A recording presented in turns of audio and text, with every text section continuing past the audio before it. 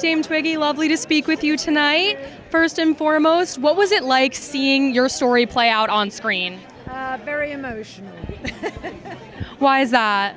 Well, to see, I mean, most people have a photo album of their life.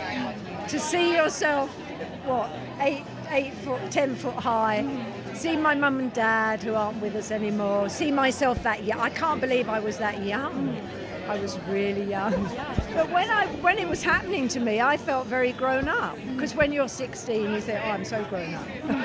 But when I watched it, I realised how young I was. And reliving all the moments, the sad moments, the happy moments.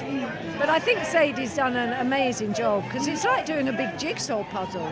I mean, I said to her the other night, I said, you must be so sick of me looking at my face. When and how did you know that Sadie was the right person to make this film for you? Yeah, because I hadn't planned to do this. It was her idea. And I had been approached over the years to do it. And for whatever reason, I was too busy, or the person wasn't right, or the idea wasn't what I wanted to do. And then she came on. I do a podcast called Tea with Twiggy, and she came on to talk about Quant.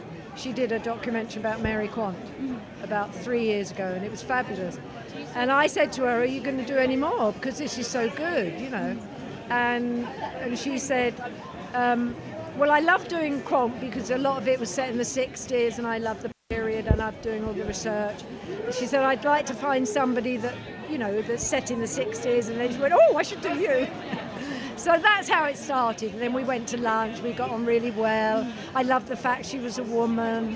And actually, our lives are kind of parallel. I mean, I'm older than her, obviously, but, you know, she's an actress. I'm an actress.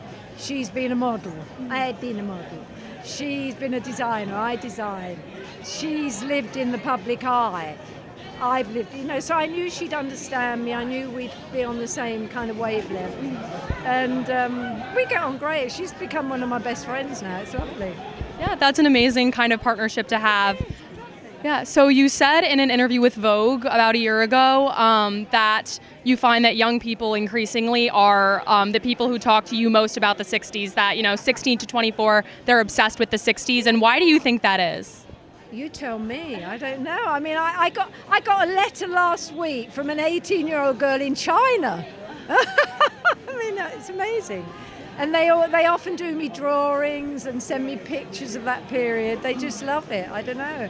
Maybe, I don't know. I mean, it was an amazing time. I was very lucky to be young in that time. It's very windy here. It is very windy.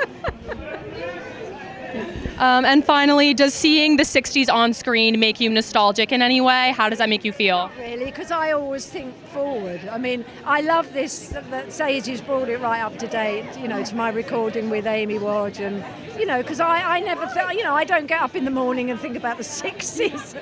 Very rarely. You know, I think forward. But I think people will enjoy the journey. I hope so, anyway. Yeah. Great. Thank you so much for your time.